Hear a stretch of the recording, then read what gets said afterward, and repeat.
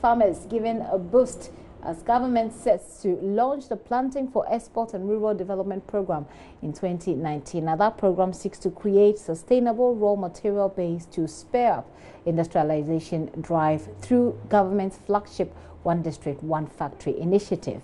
The Deputy Minister for Local Government, Collins Tim, who is also in charge of rural development and agriculture, said the policy would be launched early next year.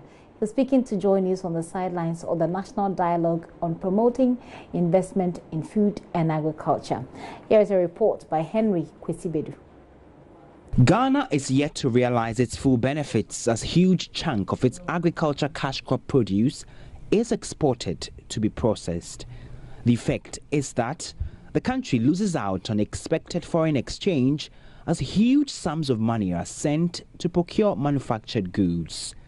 A national dialogue was therefore organized by the Food and Agriculture Organization, FAO, aimed at promoting investment in food and agriculture through growth and agribusiness development. Chief Executive for the Chamber of Agribusiness, Anthony Stella Morrison, speaking at the forum, called on government to implement a clear roadmap towards adding value to agriculture produce. Everything that should move out of Ghana, which is agro-based, value must be added to it. That is the only way of making sure our core value chain development is sustained. We're talking about sustainability of the value chain, and the value chain can only be sustainable when we add value. You see, when you add value, you create jobs. When you add value, there is technical capacity being given to the workers. When you add value, at the end of the day, there is a foreign direct income to the country, and the resources flow across board. But when it's from just the field to export, I mean, the rest of the value chain is truncated. Deputy Minister for Local Government in charge of Rural Development and Agriculture says government will initiate the National Tree Crop Program to improve household income and to support its flagship One District, One Factory project.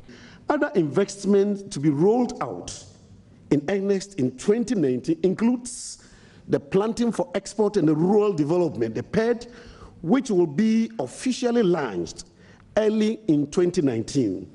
It is jointly promoted by the Ministries of Food and Agriculture and the Ministries of Local Government and Rural Development, and it is intended to diversify our agricultural economy and provide a sustainable raw material base to feed into our district industrialization agenda.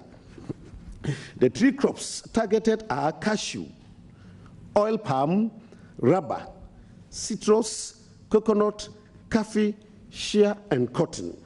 Meanwhile, Assistant Director General for the Food and Agriculture Organization of the United Nations, Abebe Haile Gabriel, says poverty eradication can be achieved through prioritizing agriculture and wants government to set aside at least 10% budgetary allocation to the agriculture sector.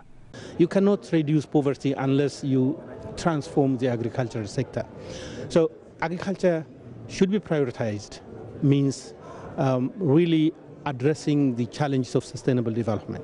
When we talk about agriculture being neglected in terms of policy, we use indicators. One of the indicators is how much government is allocating in terms of budgets, or how much government is really prepared to put in place the necessary enabling conditions for private sector to invest, and also for smallholder producers, the agriculture, the fisheries, the forester, the livestock breeders, and so on, to be able to organize farming as a business. And based on these indicators, in Africa in general, we believe that a lot still remains to be done. The number of countries that have allocated over 10% are very, very few. There are not many. And Ghana's figure has been less than this. So we are encouraged by the fact that an increasing amount of budget is being put in place. However, panelists and experts at the event urged government to introduce policies that will create the enabling environment for domestic private sector investment in food and agriculture to promote growth. Henry Kwesibedu's report for JoyNews.